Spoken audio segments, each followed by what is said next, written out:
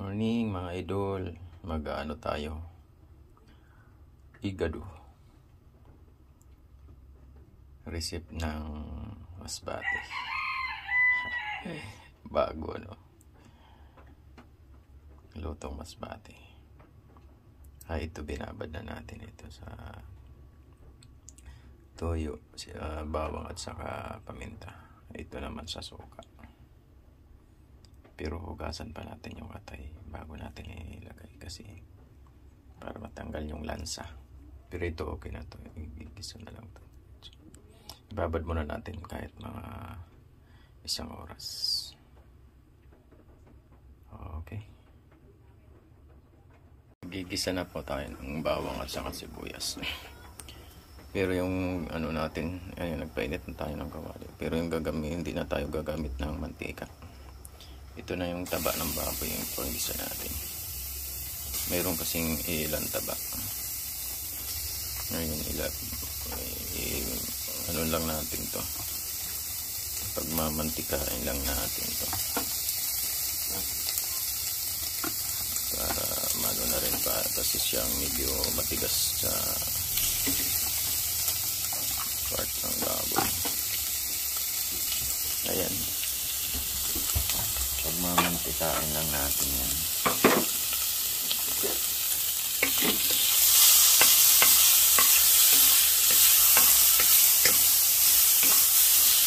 Pag nagmantika na, dyan natin ilagay sa yung ano nyo.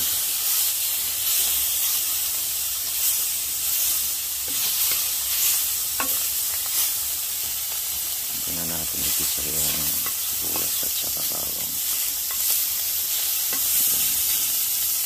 Dikit-dikit po kasi hindi pa lumalabas yung mantika niya.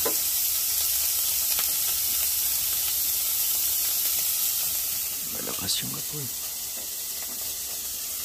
Tingnan natin konti.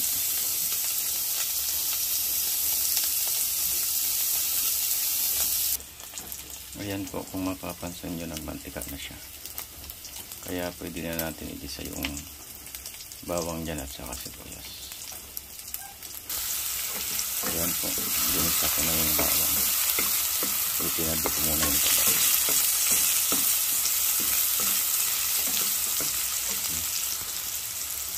Ayan. Bawang. Saka sunod na natin ang sibuyas.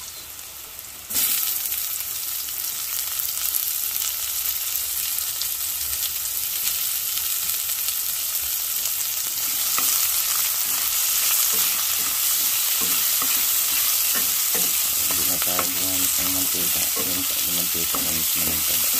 Saka naprito na rin yung taba.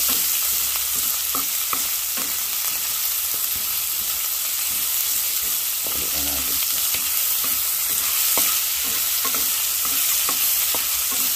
Yung ganyan lang.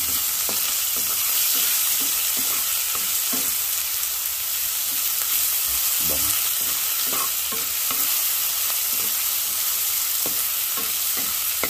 Lutong masbate.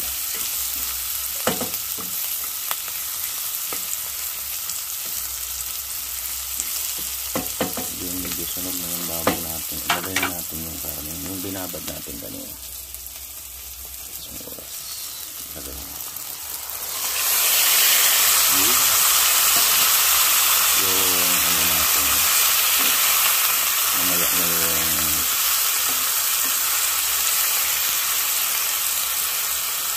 ano natin. Mamaya na yung katak. So, dagdagan natin ang paminta. Pero nilagyan natin kanina ang paminta. So, yung babad. Lagyan lang natin ulit. At saka dahon. Lagyan natin dahon. Lagyan natin siya lagyan ng tubig. Kasi magtutubig siya.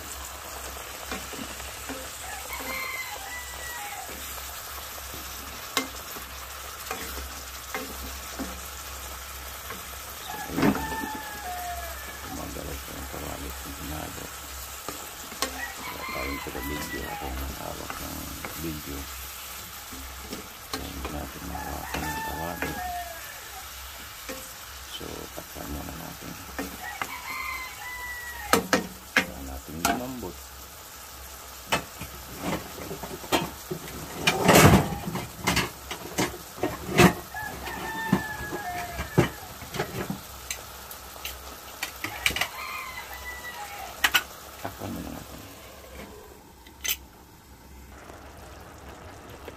Palalambutin natin to guys,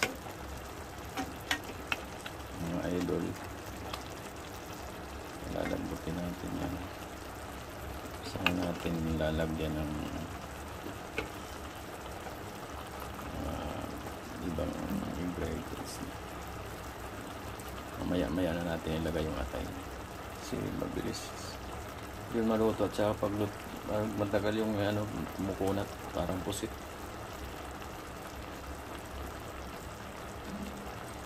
Susundan nyo na lang yung mga ilalagay ko. Ayun, binabad ko muna, nilagyan ko ng toyo, bawang, tsaka paminta. Mga 1 oras lang. Mas maganda pag mga halos magdamag na babad siya. Tapos yung atay, nilagayan ko muna ng suka para mawala yung lansa. Mamaya hugasan natin yung paglagay dito. At saka lalagyan natin yan siyempre ng carrots, bell pepper,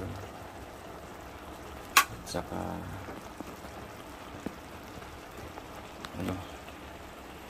ito, liver's with green, saka ito, green fish, 2 green fish,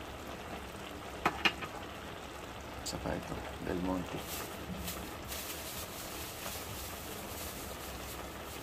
Lagyan natin siya ng pangkulay.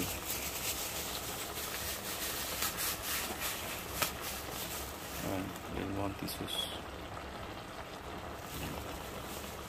para magkaroon ng kulay, pero mamaya na siya. Yun lang.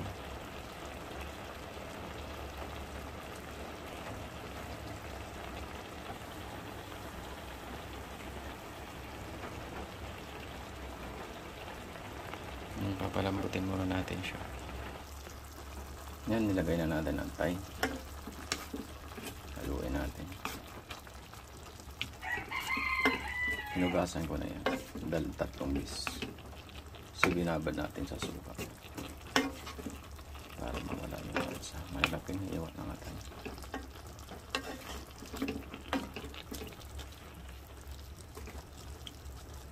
Yun. Palalambutin natin. Yun, nagmantika na siya. Ilagay na natin yung liver. Ang ganda. Grabe. Napapakain kayo nito ng marami. Pag ganitong kinain na luto. Nilagay ko na yung carrots. So, nilagay ko na rin yung green fish at saka bell pepper.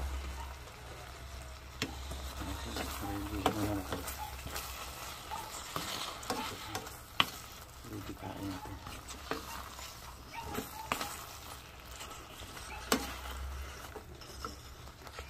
Yan, pag mantikain lang natin ng konti, okay na.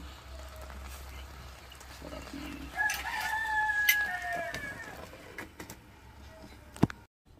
Okay, totoo na yung natin, higado.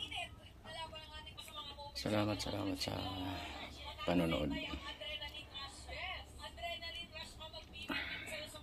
God bless po.